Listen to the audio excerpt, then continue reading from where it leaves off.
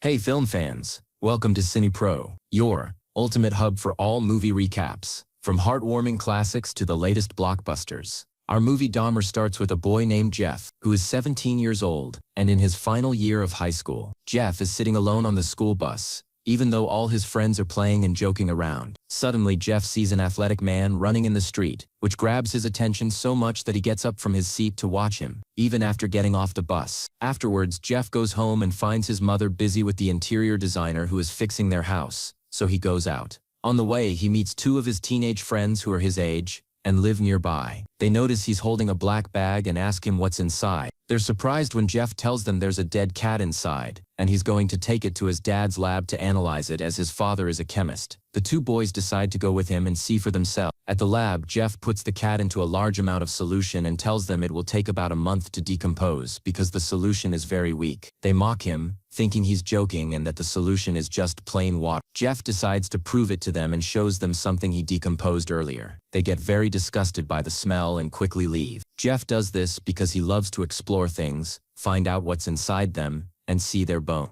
When his friends leave, he goes back home to have lunch with his family. In the middle of the conversation, he asks his father about a stronger substance that can decompose anything faster. He seems very interested, but his mischievous little brother interrupts, and his father tries to convince Jeff to join more school activities to become more social and have more friends. The next day, Jeff goes to school, where his classmates bully him, calling him stupid. He's always alone, except for one friend who approaches him during lunch. They talk, get to know each other, and Jeff invites him to a music party. But this friend is similar to Jeff, also bullied and beat. After school, Jeff returns home and goes to his dad's lab, having stolen a small dead animal preserved in a jar from the school lab. He's very excited to examine it and spends a long time in the lab. When his dad comes home and doesn't find him, he asks his little brother where Jeff is, finds out and goes to the lab angry. He takes all the things Jeff cares about and throws them in front of him, telling him he needs to get out of his shell, live his life like any other kid his age, have friends and do more activities. He locks the lab and leaves to force Jeff to move on. Jeff goes back to school, and one day on his way home he sees the same man running again and focuses on him just like the first time. He finds a bone on the ground, takes it and decides to keep and examine it. When he gets home, his dad comes to his room to apologize for what he did, explaining he was just worried about him and didn't want him to live the same isolated life he did, locked up in the lab all the time. He gives Jeff some dumbbells as a gift so he can work out, but makes sure no one sees him. One day at school, the teacher asks Jeff a question, but he can't answer and responds in a silly way, making strange noises that make the whole class laugh at him. He decides to do it again, thinking they'll find him funny and want to be his friends. When he leaves the classroom and sees them all gathered, he acts again, makes the same noises and throws himself on the ground as if he's having a seizure. He succeeds in getting their attention,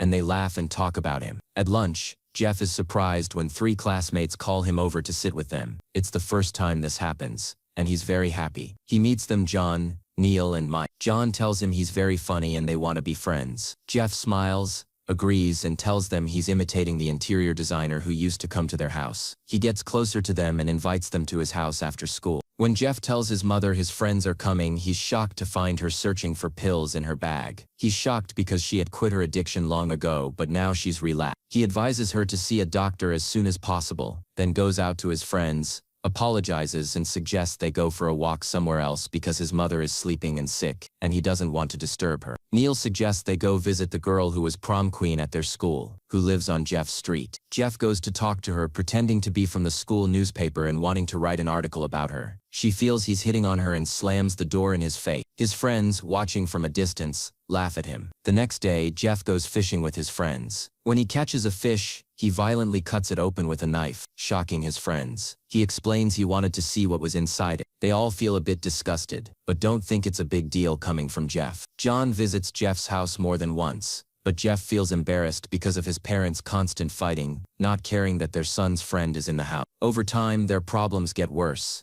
and they neglect Jeff and his brother, always busy and ignoring them. This leads Jeff to start drinking. When he sees his father drinking, he steals the bottle and goes outside. He also becomes attracted to strange people, like Fig, a student at their school known for being a failure and a drug user who also supplies students. One day, Fig talks to Jeff and his friends, pulls a knife from his bag, cuts himself and starts wiping his blood. At that moment, all Jeff's friends leave except Jeff, who stands there, focused and fascinated by what Fig is doing, not wanting to leave. When they meet again, Jeff is surprised when Fig shows him a gun he stole from his father and asks Jeff to go hunting and kill animals with him. Jeff gets scared, gives him back the gun and runs away. But then he returns to collecting dead animals from the streets to dissect them, and he becomes addicted to alcohol, even going to school drunk and out of it. All his friends notice the change in him. Then they all go on a school trip to Washington. Jeff shares a room with Charlie, the only black student at their school. Jeff is very curious to ask him if his internal organs are the same as those of people with light skin. They laugh and say they want to do an interview with the vice president and publish it in the school magazine. Jeff takes them seriously and decides to fulfill their request, going to call the White House, and actually manages to convince them to let them come for a meeting. The vice president and his friends are very happy,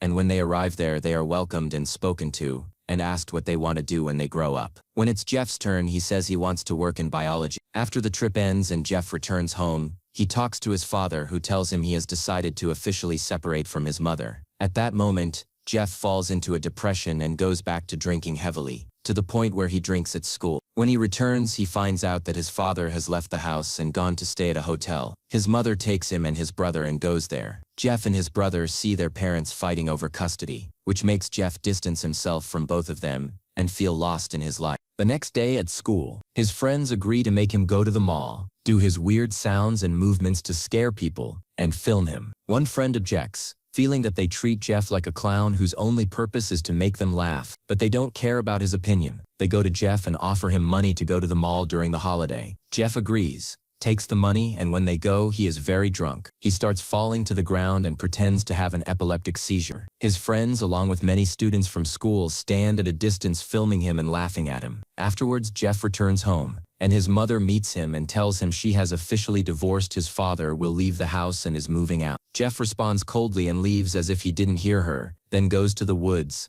taking a baseball bat with him. He waits for the man who always jogs around the house, planning to kill him, but gets angry when he doesn't show up and breaks a tree in the woods with the bat. He sits for a while in the forest. After he leaves, two children from the same neighborhood are walking and say they don't want to go with him, mocking him by saying that no girl would agree to go with him. Jeff feels insulted and decides to go to a girl named Bridget and convinces her to go with him. At first, she is afraid of him because of his strange behavior at school, but eventually agrees when Jeff promises to control himself and not bother her. The day of the graduation party comes, and his friends are shocked when they see him arrive with a girl. Jeff starts dancing with her, but feels very nervous because he doesn't know how to interact with girls, so he leaves her and goes to sit and eat in his car, not finishing the party. The next day he returns from school and finds his mother taking all her belongings to go live with his grandmother after the divorce, taking his younger brother with her. This means they will be separated and won't be with him at his graduation. He goes to his room devastated and crying, and the next morning goes to school for his last day, wearing his graduation gown, the only one obviously sad and lonely. His father congratulates him on graduating and tells him he is proud of him. At night, Jeff is walking in the forest road, and John asks him about the red stains on Jeff's hands and nails. Jeff quickly saves himself by saying it's just red paint, so John doesn't suspect anything. Although John is uncomfortable, he tries to act normal. When they arrive at the house, Jeff insists on inviting John in to sit with him and have a drink. He is determined to get John inside and keeps pushing until John agrees. As soon as John enters the house, which is completely dark and empty, he feels scared and uncomfortable, especially when he sees Jeff approaching him suspiciously. John quickly leaves, saying he has to go home for dinner with his family. Jeff follows him without saying a word, holding the baseball bat, and is about to hit John, but luckily John hurries to his car and drives off quickly before Jeff can hurt him. After that, Jeff goes to his room not in his normal state, trying to control the strange thoughts in his mind that constantly push him to kill a human, explore his body and dissect it like he does with animals. After drinking a lot, he sleeps and wakes up in the morning, takes the car his father left him and drives around the house. By coincidence, he sees someone leaving a party and standing in the street. Jeff decides to go back to him with the car, learns his name is Steven, and offers him a ride. Jeff is happy and very excited. Unfortunately, Steven becomes the first victim of the famous American serial killer Jeffrey Dahmer, after he kills him. Investigations later confirmed that Steven went to Jeffrey's house on June 18. In 1991, Jeffrey was arrested after confessing to killing 17 people. If you liked today's video, don't forget to like, subscribe to the channel, and activate the bell to receive all new updates. See you in the next